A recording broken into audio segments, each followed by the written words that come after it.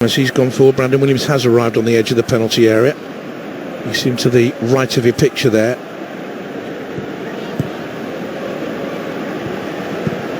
McTominay. And back in the end by Navarro. And Barcelona-born defender put it away. Back comes the pressure. It's all Manchester United. Williams. On the corner to Mata.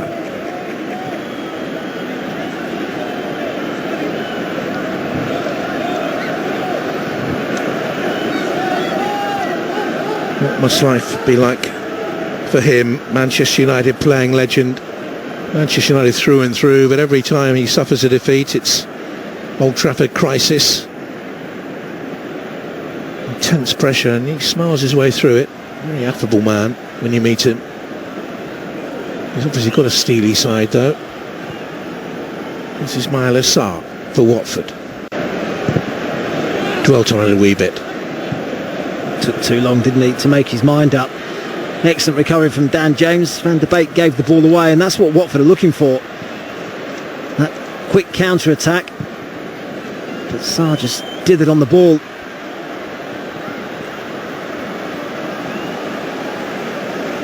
We're going out wide to create on that left-hand touchline. Would say with Ole Gunnar Solskjaer, he knew what to expect as Manchester United manager, having played the 368 games for the club. Won this competition twice for them, against Newcastle in '99 against Millwall when he only played 6 minutes off the bench. Won the Champions League, won the league 5 times during the glory Sir Alex Ferguson days. Mata and James.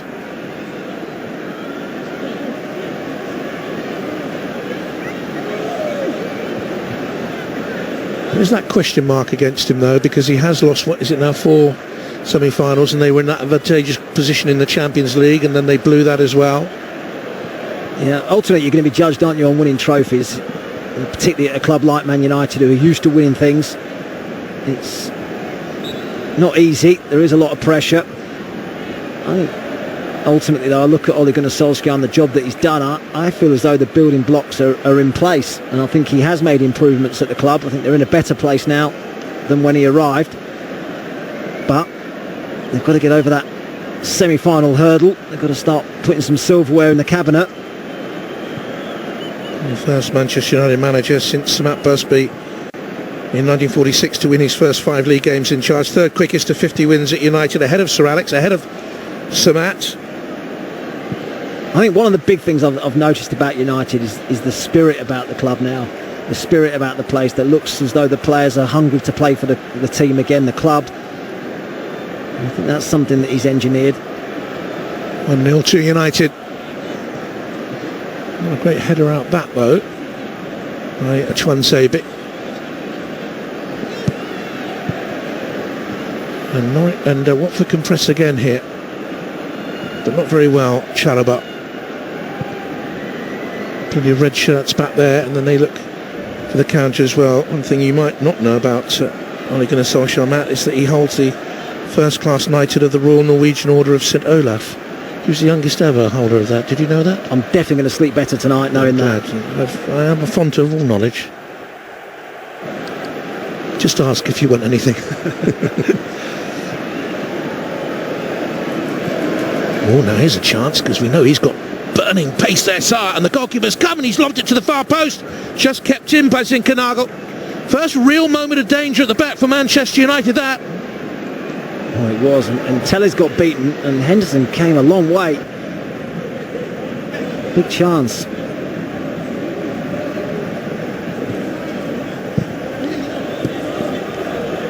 Manchester United 1, Watford 0, approaching the half hour. 75% possession for Manchester United. Messina. They bring it away. You can almost hear the pre-match talk by Xisco. Make sure you don't concede early. Stay in the game. Cautious line-up. Stay in the game until 75 minutes and hope. I think they've grown into this game though. It was a dreadful start. First 10 minutes, went a goal behind, getting caught down that left-hand side, United's left, should I say, Watford's right. As the game's gone on, they've started to grow into it a bit more.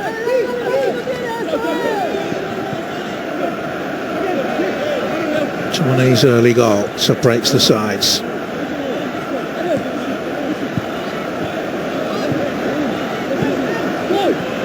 Zinchenko not gone on to make a full Danish appearance. He made a couple of appearances at under 20 level, but he's had a really good spell in Norway. Promising youngster Pedro, just back from his hamstring injury, played in the third round replay at Tranmere last year. Lots of teams wanted him. Watford agreed to sign him before he'd even played a first team match, and he's done well enough there. He's a sprightly teenager, good turn of pace. He's got 5 goals this season, and they're having their best spell of the game.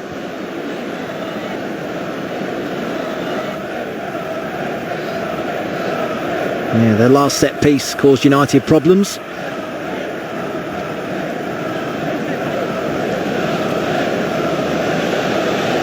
Hughes swings it away from goal, and he managed to get the header down inside that penalty area. There might have been a foul by this man on the ball there. Manchester United thought there was a foul by Serato. Zinchenko pushes it into the middle. Manchester United all at 6s and 7s in there, and Watford appealing for a penalty. Well, there is VAR, isn't there? There is. So no doubt they'll have a look. Didn't do a good job of clearing it, United. Hits Eric Bailly on the hand, doesn't it? Did lift his hand towards the ball as well. Came at him from a very close range, but could he do anything other than sort of flinch his arm? On we go.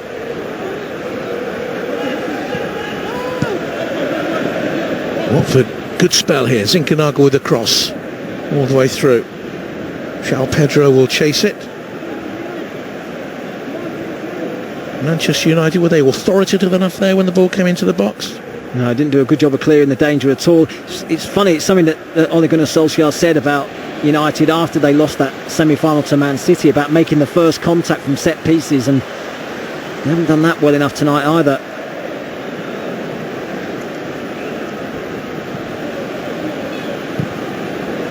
Into the box, little touch off there by Andre Gray. Came from an offside position though.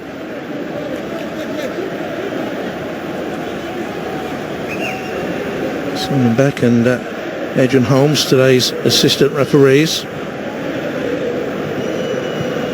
It was good line from United, squeezed quickly from the back.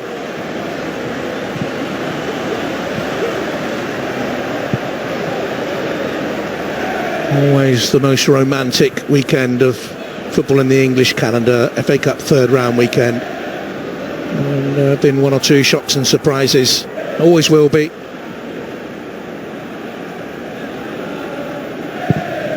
At this stage there are many changes to team lineups as United look to get young Daniel James forward on the left hand side, but as the competition builds momentum, don't tell anyone that reaches the quarter-final, the semi-final, the final that this competition lacks lustre. No, definitely not. It's still a fabulous competition. I think the nature is that the third round comes so quick after the festive period that it is difficult for teams to pick their strongest 11s. Especially this year, because you've got 2 rounds of Premier League games in January in this concertina COVID hit season. And there are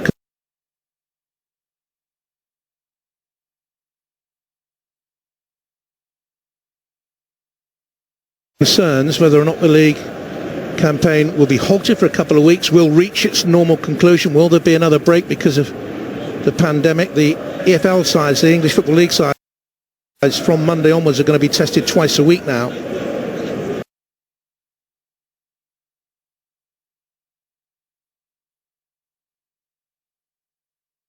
Paid for by the PFA, the Players Union, which is a good move. Some would say overdue, but it's happening. Well done all involved in that. Away by Bailly. And again, that's a poor touch back into the box by James, and Hughes was very nearly quick to pounce on it. Can they get the cross in here with Navarro? Good spell here for Watford. Clears away to Chalobah. It is a good spell, putting pressure on United. Not allowing United out freely. You can strike them from this distance as well. Chalobah just snatches that one, drags it wide of the post.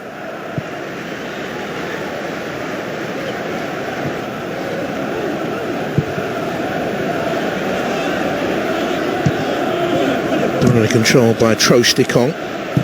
£3.2 million signing from Udinese. There's a fair traffic of players between the two sides, owned by the controlling family. Well won back by Zinkernagel. He'll be a good fit for the club, I think.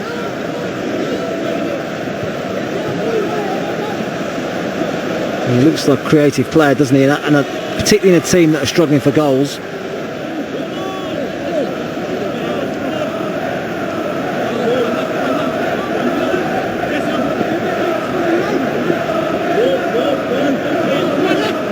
Messina with the throw. A player from Italy, from Bologna. That's another Watford corner kick.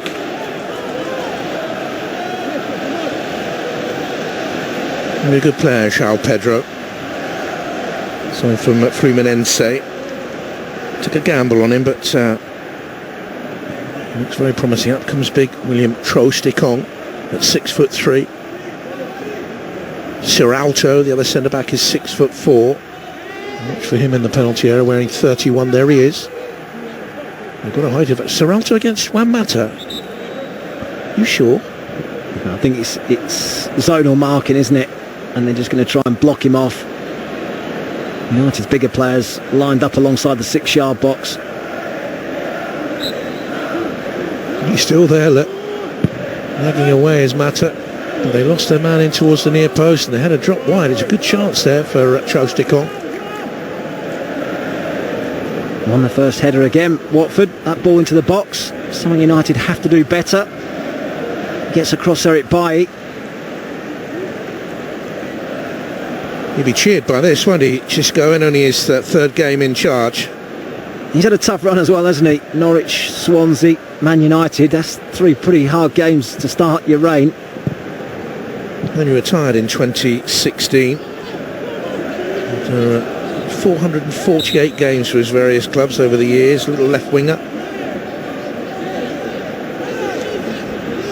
Yellow card produced here. The foul on Lingard. Yeah, looking to counter. Just the arm on the shoulder, drags Lingard to the ground. It was a fairly easy decision for Andy Madley. So the man with the yellow card.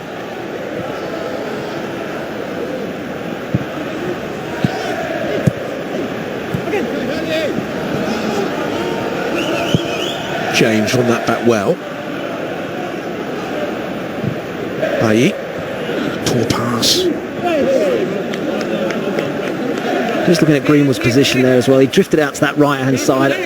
Much prefer him to stay through the middle. I mean, he's played most of his United career on that right hand side. It's natural for him to drift there, but he's playing centre forward tonight.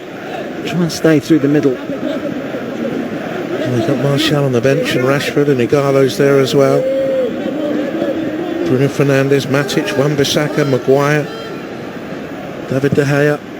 They want the players if needed. They might need them at the moment. Sarr. It's a corner for Watford. João Pedro had made a progressive run in towards the near post. He was seen off there by Alex Telles. He's got in behind Telles now a couple of times. One for the little lob over the top of Henderson on this occasion as well.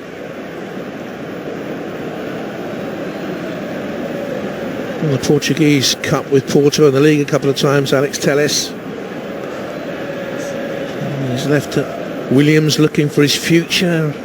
Will it be at Manchester United? Will Shaw's future be at Manchester United? Certainly threatened by the arrival of the Brazilian-born international player. Just over 5 minutes left. Corner looks for Chalobah. Yeah, by Van der Beek. Will Hughes, that's a foul. Fouled Daniel James.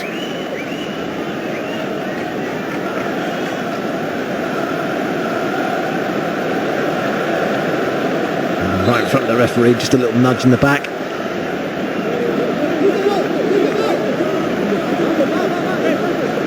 Good win from Donny van der Beek in the box.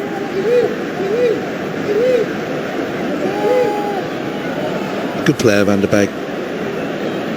Sometimes people forget, yes, he's come from a very prominent and historically successful club in Ajax, but people forget the weight of expectancy when you are a Manchester United player. It is, that weight of expectancy has dragged some very good players down over the years. Just couldn't cope with it. I don't think he'll be of that nature. I think he's got the character and mentality to deal with that. He'll come very good for Manchester United. Here he is, finds McTominay. And Williams. Mata in there on the edge of the penalty area, headed away by Serralto. Telles, on for goal. Ambitious effort from distance on the angle. Comfortable for Daniel Bachmann. Only really one thing in his mind, wasn't it? That was to get his shot away. This goal came for Porto against Braga. Got a couple that day. And the spots, I seem to remember. It's Daniel Bachmann.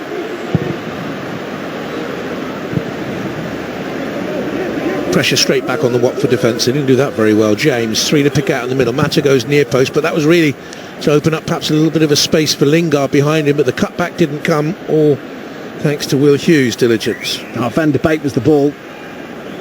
Just arriving late on the edge of the box, as he does so well. Corner kick for Manchester United. Third of the game, but Watford have had 4. That's what you do with them. McTominay in there again. His goal separates the sides. Zabi and Bailly in the bus queue. Marked by 3.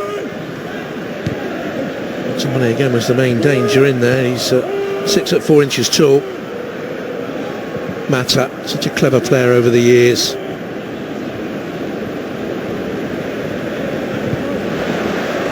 Van der Beek. That's it again, back heel to Mata. Into the box by Greenwood, chance here for Mata, as well worked by Manchester United, and the sprawling Bachmann saves. He talked about Mata knowing what's around him.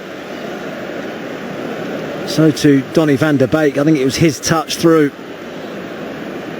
Greenwood to Van der Beek, and look at that little flick through to Juan Mata. Absolutely brilliant. In on goal, goes to placement rather than power.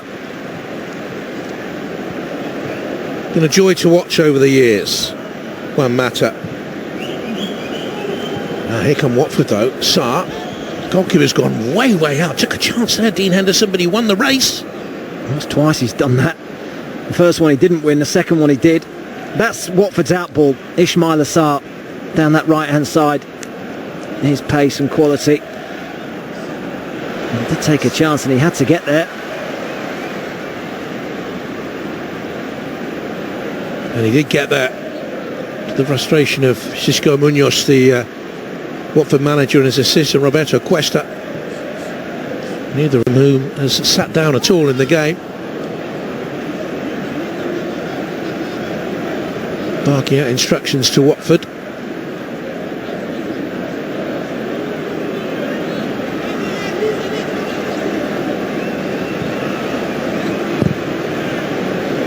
Lingard.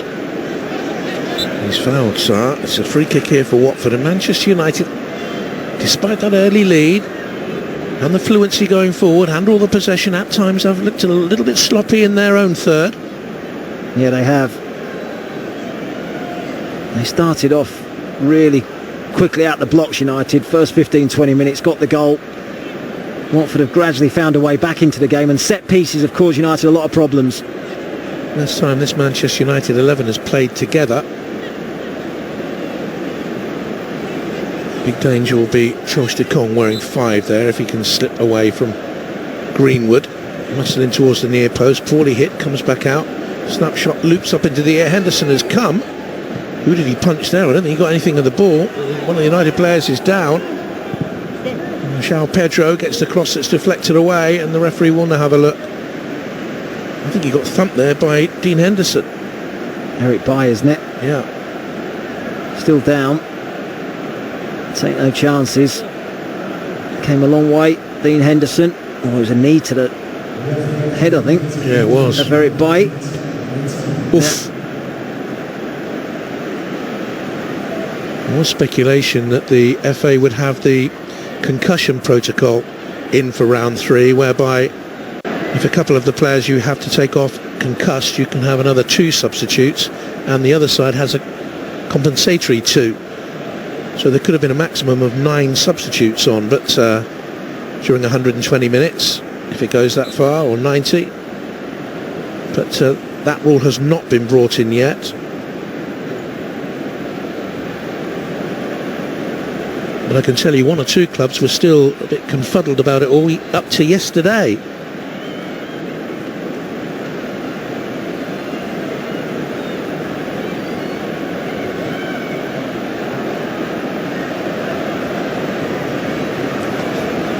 I think United would be pretty careful with Eric Bailly.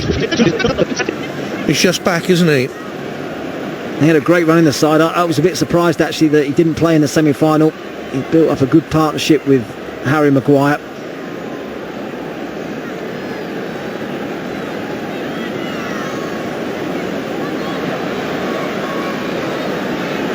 Well, they got great strength on that bench, Manchester United.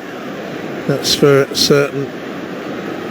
And Maguire very, very rarely misses a game. Actually, he was in that side that played Wolves last season. Went to a replay here, and then thumped Tranmere. I thought they were going to go all the way.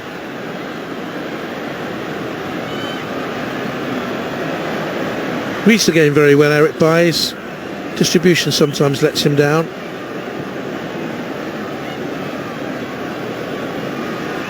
Body language of Mason Greenwood there wasn't particularly happy as he was looking around. I wonder if he'd prefer to be in the wider position. I don't know, I think ultimately he'd probably want to be United's number 9.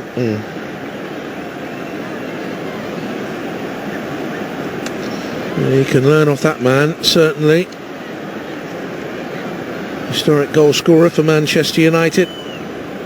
Scorer of great goals, and 127 in all for the club in his 11 years there. A knee injury stopped him 14 years ago now, that was. Only seems like yesterday, really. Well, he's had his problems with a knee injury, and then he was out for a couple of months earlier this season.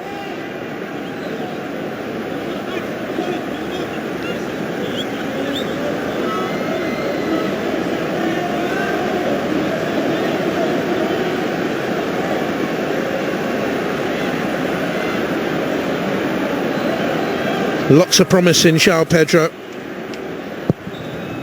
Lots of anguish on the face there of Eric Bailly. Here's Zinkernagel. Doesn't look good for Eric Bailly.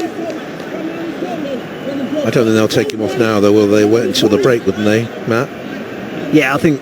Well, I don't think he'll come out for the second half, but no. I think United will make a sub at half-time to replace him. It looks like Scott McTominay's just gone in at centre-half for the time being. Was played in there before. Watford ending the half very strongly. Sarr to João Pedro. McTominay was needed in there. Watford piling on the pressure. Manchester United temporarily at 10 men on the field. McTominay again filling in for the injured Bailly. Gets it away, and the shot, massive deflection from Shalabar's shot. Finishing the half strongly, Watford. They've had good signs in this first period, haven't they? Set pieces, and Ismaila Sarr getting in behind Telles. Been the 2 big positives for Watford. 4.5 minutes of stoppage time have been played, and Manchester United are going to make the switch before half-time. Harry Maguire is coming on. Well, his aerial presence for this corner, much needed. So once again, Eric Bailly's injury curse hits him. Hopefully nothing serious, and he's not out for a long time. It's just one game this season, Harry Maguire. This is his 25th. And he wasn't needed in the end because the corner didn't beat the first man. And the half-time whistle blows at Old Trafford with Manchester United leading with a very early Scott McTominay goal. They looked destructive in that first 15-20 minutes, but they failed to build on it. Watford had one or two clever moments as well of their own, but it's the McTominay goal that separates the sides. Manchester United's captain today, just given the armband to Maguire, who's come on for the injured Bailly. It's Manchester United who lead it by 1-0.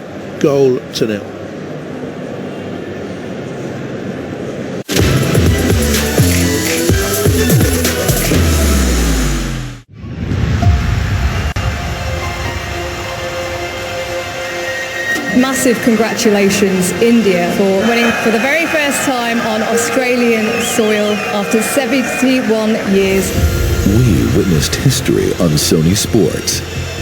It's time again to be